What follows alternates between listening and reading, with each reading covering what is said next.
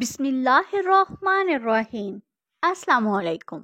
Islamic بات 9 پر آنے والے محترم ناظرین کو خوش آمدید۔ آج شعبان کی 15ویں رات ہے اور اس کو شب برات کیوں کہا جاتا ہے؟ یعنی 14 اور 15 شعبان کی درمیانی رات کو شب برات کہا جاتا ہے۔ برات کا لفظی مطلب ہے نجات کی رات۔ اس رات کی خصوصیت یہ ہے کہ اس رات میں اللہ تعالیٰ اپنے نیک بندوں کو اپنی خصوصی رحمت سے نوازتا ہے۔ جس رات میں ہر کام کا فیصلہ ہوتا ہے، اللہ تعالیٰ مخلوق میں رزق تقسیم کرتا ہے، پورے سال میں ان سے سرزد ہونے والے اعمال اور پیش آنے والے واقعات سے اپنے بندوں کو باخبر کرتا ہے۔ حضرت ابو بکر صدیق رضی اللہ تعالی عنہ سے روایت ہے کہ رسول اکرم صلی اللہ علیہ وآلہ وسلم نے فرمایا، اٹھو شعبان کی 15ویں رات کو عبادت کرو۔ اس رات کو اللہ تعالیٰ فرماتے ہیں کہ کوئی ایسا جو مجھ سے بخشش چاہتا ہو تاکہ میں اس کو بخش دوں، کوئی ایسا جو تندرستی مانگتا ہو، کوئی محتاج کہ میں اس کی محتاجی دور کر دوں۔ اللہ تبارک و تعالیٰ خود 7ویں آسمان پر جلوہ افروز ہوتے ہیں تاکہ اپنے بندوں کی دعائیں سن سکیں۔ حضرت علی رضی اللہ تعالی عنہ سے روایت ہے کہ رسول اکرم صلی اللہ علیہ وآلہ وسلم شعبان کی رات اللہ تعالیٰ آسمان کی طرف نزول فرماتے ہیں۔ مشرک دل میں کینہ رکھنے والے، رشتہ داروں کو قطع تعلق کرنے والے اور بدکار عورتیں، ان کے سوا تمام لوگوں کو بخش دیا جاتا ہے۔ عائشہ صدیقہ رضی اللہ تعالی عنہ فرماتی ہیں کہ ایک رات میں نے رسول اکرم صلی اللہ علیہ وآلہ وسلم کو بستر پر نہ پایا تو میں آپ کی تلاش میں گھر سے باہر نکلی۔ میں نے دیکھا کہ آپ جنت البقیع کے قبرستان میں موجود ہیں۔ آپ کا سر مبارک آسمان کی طرف اٹھا ہوا ہے۔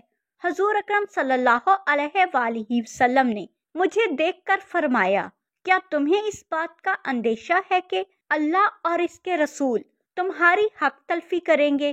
حضور صلی اللہ علیہ وآلہ وسلم نے فرمایا، اللہ تعالیٰ شعبان کی رات میں آسمانی دنیا پر جلوہ افروز ہوتے ہیں اور بنی کلب کی بکریوں کے بالوں کے شمار سے زیادہ لوگوں کو بخش دیتے ہیں اور کسی شمار سے لوگوں کو دوزخ سے آزاد کرتے ہیں۔ اس وقت اس قبیلے کے پاس بہت زیادہ بکریاں تھیں۔ حضرت عائشہ صدیقہ رضی اللہ تعالی عنہ فرماتی ہیں کہ حضور اکرم صلی اللہ علیہ وآلہ وسلم نے اس رات مجھے بھی عبادت کی ترغیب دی اور خود بھی عبادت فرمائی۔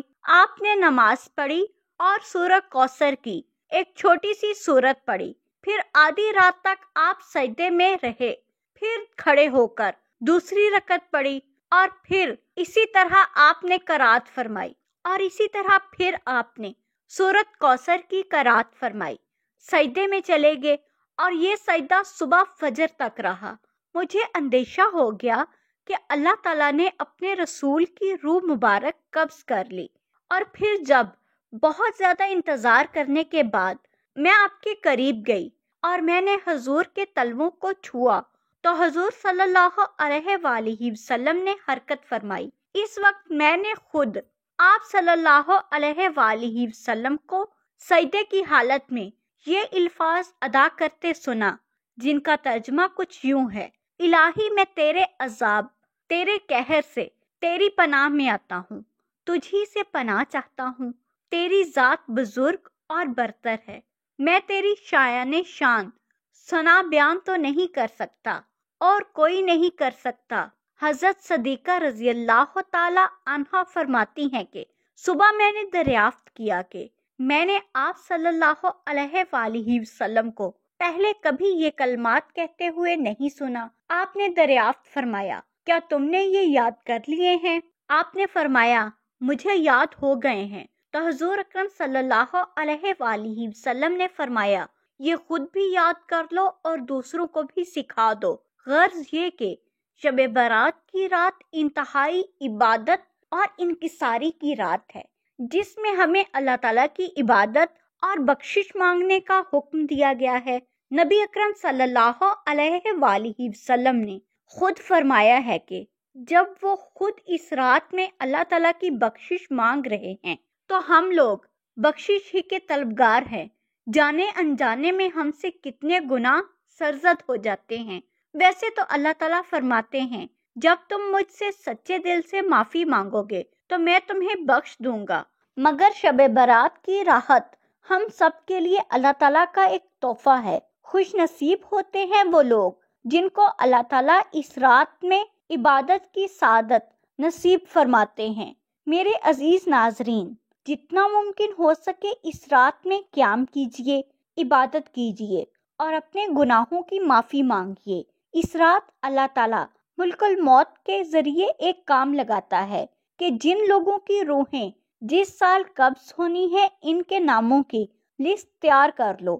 جن لوگوں نے جو اعمال کیے ہیں ان کو لکھ لو اور ان کو آسمانوں پر اٹھا لیا جاتا ہے۔ جن لوگوں نے اس سال وفات پانی ہے، جن لوگوں کے ساتھ جو معاملات پیش آنے ہیں وہ سب کے سب لکھ دیے جاتے ہیں۔